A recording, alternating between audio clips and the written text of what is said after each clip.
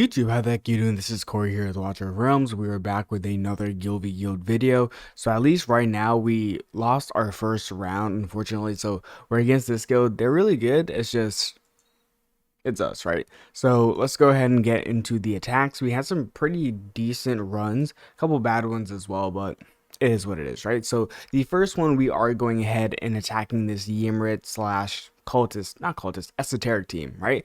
Now, one of the main things that's why this team is not that successful is really just the placements. So whenever you have a Boreas here, you have an Honora here, they're really just in like a dangerous position and subject to being hit by Garnet guards, which is exactly what we do. So the first thing that I do is I drop the Pharaoh guard, and then the second thing is I drop a second Pharaoh guard. Reason being is because I just want to go and take up as much block as I can, because I know for a fact that my Pharaoh guards shouldn't really die. They should be pretty safe.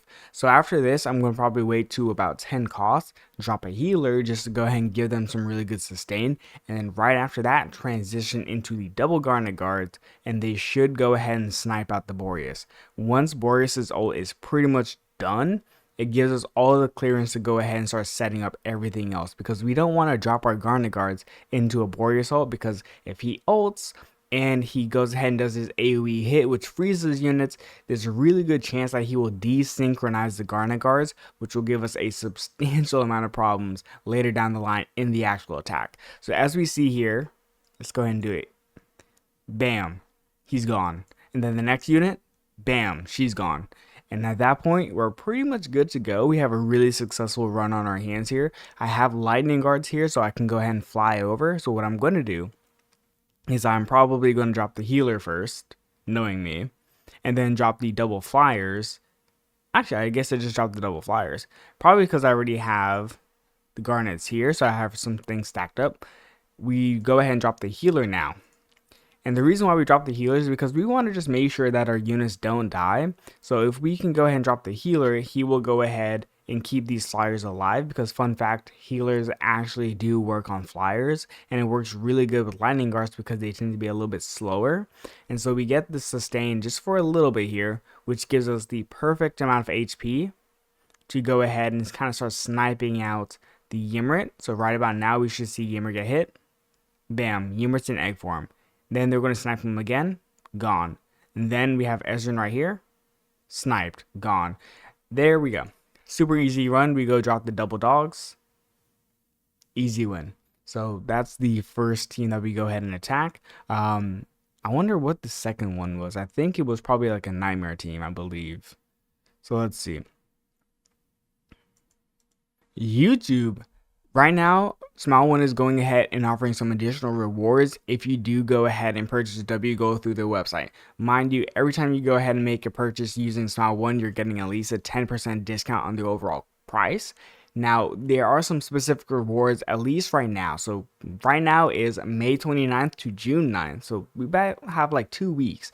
If you go ahead and use the website, you will go ahead and get rare summoning crystals, diamonds, stamina, and at the higher tiers you're even getting things like ancient summoning crystals and divine summoning crystals. So if you're really thinking about stocking up right before anniversary, go ahead and use the link in the description below and get some W Gold. See ya. That one's really not that hard. It's really just poor placements. Personal record, yeah, I think I attacked this nightmare team, and I think I also just troll. Like, I think it was like 3 a.m. whenever I went ahead and did these attacks. I think I just didn't care enough against the nightmare team, at least. So we go ahead, we drop the Fallen Templar, and we drop the Fool. The next thing is we have Wukong here. So I'm imagining any Wukong that is on the map nowadays is probably a 5. So what does that mean? It means tanks get shredded. Usually after the second ult, they're just dead, right? So what I'm doing is I'm trying to go and stagger the healer and the necro, because if I can go ahead and set it up to where I have the necros over here taking up Wukong's hits, right, then I'm good. And then the next thing is we drop another necro. This all means that whenever these units get through, they shouldn't ideally be in that arrogance ult range whenever they actually connect. Only one set of them will. At this point, I probably should have just held it, dropped another Fallen Templar instead of dropping the dogs here, because I dropped the dogs inadvertently right into arrogance ult. My hope was that they would go ahead and take out the Wukong, but this is the wrong play. The right play would have been honestly just to hold both dogs because my units weren't really in danger of dying here, and then send out the doubles, and then we would have probably won. Because I know for a fact my dogs would go ahead and tank Hotzadult, so it is what it is. We go ahead and we actually do eventually go ahead and take out Wukong. The Element's entire job here is really just to go ahead and give all the cycling for these units, especially Arrogance. Arrogance is the engine for this team. Yeah. Another way to go ahead and beat that team really is just drop the Fallen Templar, drop the Fool, drop the Healer, drop another Fallen Templar, drop double rare tanks, and then double dogs. That's the easy way to go beat it. This other team, we do go ahead and get a unit through. Now, this is a loss, but this is just all bad placement order. So we go ahead, we drop the Pharaoh Guard first. And then right after that, we go ahead and drop, I believe, a second Pharaoh Guard. Let's see. Yep. I did not need to do this. Dropping the Pharaoh Guard and dropping the healer, I did not need to do. It would have been much better for run if I dropped one Pharaoh Guard, drop the healer, drop double Necros. That would have been better. Because what happens is the healer starts to push through here. Right here. And he takes the lead. For whatever reason, he just wants to go take the lead. And so he gets blown up. And at that point, we're in like a really dangerous spot because now these units are getting 0 sustain and Anora's about to ult. So whenever Anora ults, we're going to feel it, right? So now these units have no sustain and we're technically cost behind. So the units are starting to path through here, which is good. But now we've passed through into Boreas ult. What we needed is actually the opposite. We needed to have procced Boreas ult earlier and then we would have been fine. But because we proc Boreas ult late, just unlucky, we have to drop the dogs at some point because Anora's about to ult. And what happens? We basically drop the dogs straight into the Boreas Blender. Now this dog goes ahead and gets passed through here. He dies. But the Pharaoh Guard at least is able to get through because Araka's dead.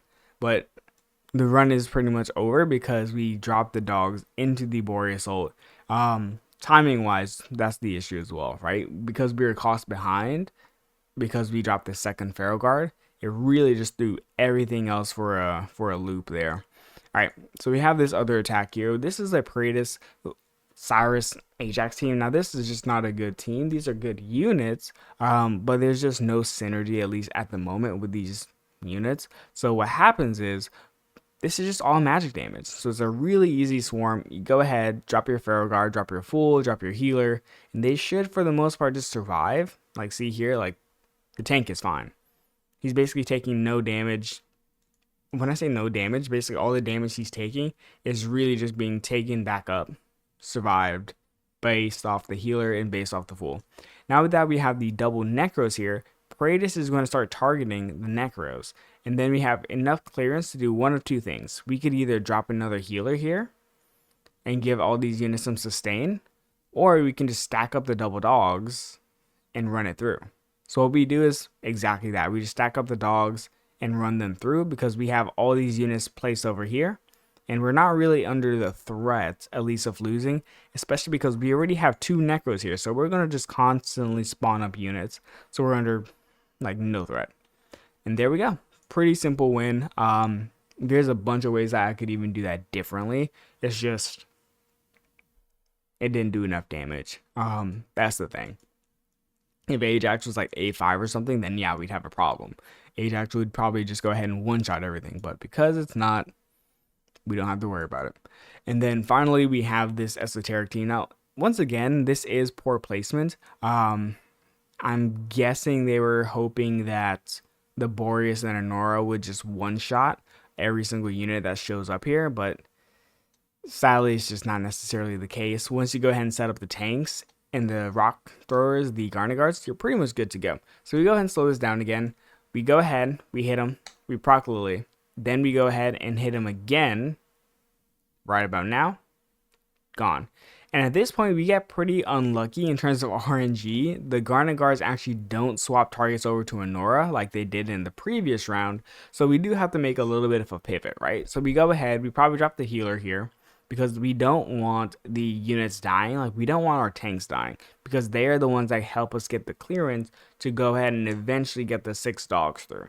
So we go ahead and have this healer here. The next step is go ahead, drop the double flyers. Reason being is because we have the healer set up. So these units should be pretty good to go, and they shouldn't necessarily die. Now, we know that Ares does hit air whenever he ults, so that's the main danger point that we're looking at, right? As long as we can survive a Nora, and then also survive Ares, which is a pretty big ask, right? This is basically a BP check of all BP checks. I'm assuming that my flyers with a healer is going to go ahead and eat all of Ares' damage and all of Anora's damage and be fine. But the reason why we can do it, because we got the healer. So look at this. Healer is literally putting in overtime right now, just keeping these units alive. So at this point, we should go ahead and get a hit right about now. So we've gone ahead and forced Ares. And that unit, that one flyer just kept taking all those heals. And so he survives long enough to go ahead and let all these units just pass through here. And that's how we go ahead and win. So the flyer there basically took down the Cyrus skeletons, which gives us the win.